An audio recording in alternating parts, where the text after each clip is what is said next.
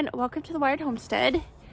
Today is the morning after the storm. If you don't know what I'm talking about, there was a huge windstorm here I'm in Western Washington, but it was along a good portion of the West Coast with winds that were at least 60 miles an hour gusts. It was crazy. For our area, that's virtually unprecedented. We don't have big storms like that, so it was a pretty intense night. I wasn't sure it was actually going to happen because a lot of times they build up like, whoa, this is going to be this massive storm, and then it turns out not to be very much. But last night was intense. The wind was crazy. We're a little bit breezy this morning, but thankfully the heavy stuff is now over. This morning it's time to assess damage. And I already did a perimeter walk and did notice a few things.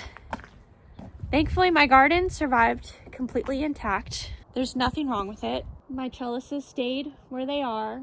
So nothing over here moved. It's all exactly the same, so that's nice. I'm glad I took the time to pick up the seed starting pots and trays that were over there because I definitely would have lost those. The only casualty really up front here was my wheelbarrow, and I actually thought about pushing that over to the side, but for whatever reason I chose not to. And of course it dumped, but at least it didn't fly. And most of those flowers were kind of spent anyway, but it's not going to take me much of an effort to pick those up and replant them. Not a big deal. My orchard is completely intact, which I am very grateful for. I haven't seen really any broken branches or anything, which is amazing. I can't even believe we escaped without that. There's no roofing damage to any of the buildings. And again, I can't believe we escaped without that either. There are a few things that didn't make it, and we'll get to that. But here in the barn, all the animals are fine, which was the biggest concern, making sure that they're okay. Everybody survived. It's nice that I was able to get them out of the wind. I'll show you why. I'm very, very grateful for that. So taking the time the other day to put in the second stall was well worth it to make sure that these guys stayed safe. There is a spot in the barn that, oh man, last night I thought for sure was gonna collapse. And that is these barn doors. So these doors, they're huge. They're built to be big enough to get logging trucks through. So they're just massive. Clearly aren't stable anyway, because the previous owner tied the door shut with this rope. And last night, I was so grateful that he did, because the doors at the top, I don't know if you can see very well, but they were rocking like crazy. I thought for sure they were gonna come down. I can't even believe they're still standing.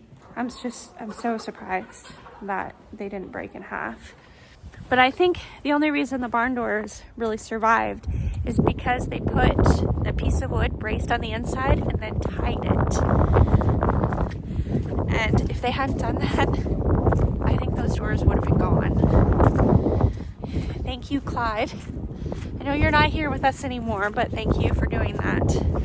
It definitely saved those doors and that side of the barn and kept my animals from being exposed to all of those crazy elements. We did have a few things happen. My chicken shelter here, that was over here.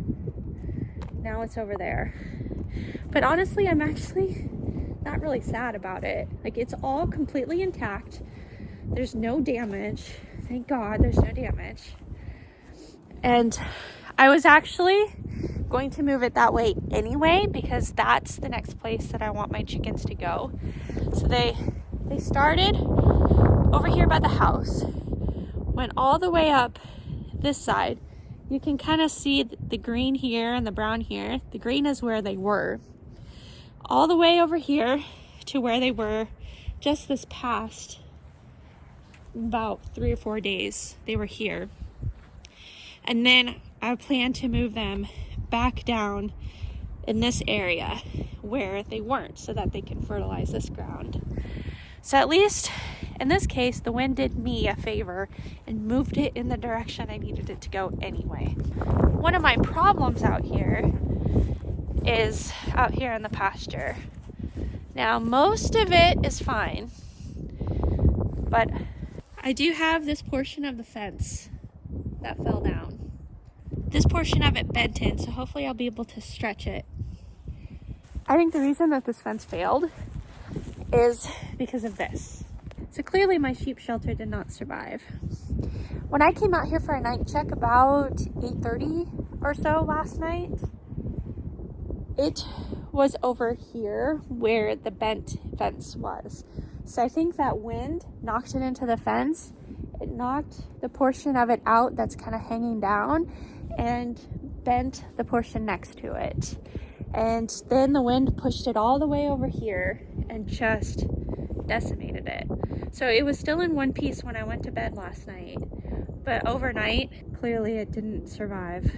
So back to the drawing board on that. If we had just had normal winds, it would have been just fine, because it started picking up early in the day and there were no problems at all. It didn't start moving until later in the evening when the crazy wind started coming in. I'm gonna have to go back to the drawing board and kind of reassess and definitely rebuild this. That is one of the worst things that happened. So it could have been so much worse. I mean, rebuilding a sheep shelter really isn't that big of a deal. I had mentioned that I had moved the pig feed. That turned out to be a pretty good decision. So right there, it survived fine. Putting it around the corner and out of the wind turned out to be a good decision. So I'm glad I did that. The only other damage that I could see was actually in this little courtyard area at the back of the house. This is the area that I let the dogs out when they just need a, quick out potty and back in. Other than the sheep shelter, this is the most extensive damage that we have. I would not have been sad if that building had come down, because it needs to come down anyway. It's leaky, it's moldy, it's damaged, it needs to come down. So I really wish the wind had done me a favor and collapsed it. But alas, it must have been built really well, because at least structurally wise, it must have been built really well, because it's still standing.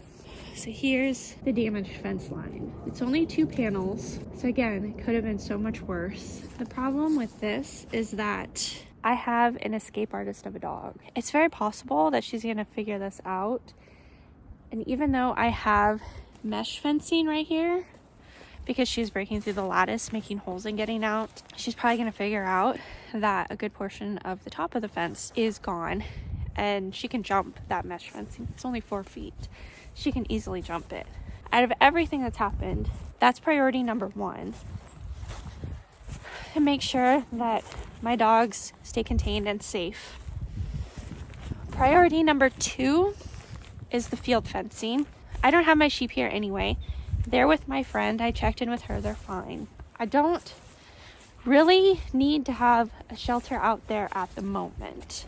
I can always keep the sheep and the goats in the barn when the weather's not great.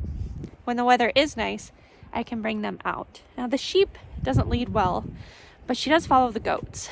So I should be able to get her out following the goats and back in following the goats. I didn't have any trouble whatsoever getting her from the field to the stall, because everywhere the goats went, she wanted to be a part of it. I was a little worried about that, but it went fine. So I think that will be okay. If all else fails, I can always bring the goats out, leave the sheep behind, and just keep her in a stall. It'll be okay. It's only temporary.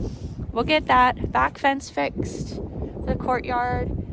This fence shouldn't take much of anything. And then fixing the electrical poly wire that's on it. The sheep shelter will be probably the last priority.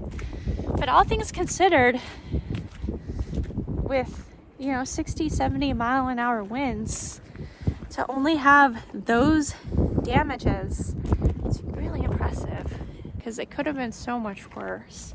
That's damage assessment. I'm just so thankful that it wasn't worse. I was really kind of scared of what I was going to wake up to. It turned out okay. We're going to be fine. And everyone I know is going to be fine too. No major damages, no losses. We're very blessed. So I thank you so much for joining me as I walk through and assess any damages as a result of the bomb cyclone that we had. That's what they're calling it, a big huge windstorm. They called it a bomb cyclone. Thankfully, everyone is okay. Damages are minimal. It shouldn't take too long to get everything fixed. So we're in good shape. I hope you have a wonderful day, and I hope to see you next time.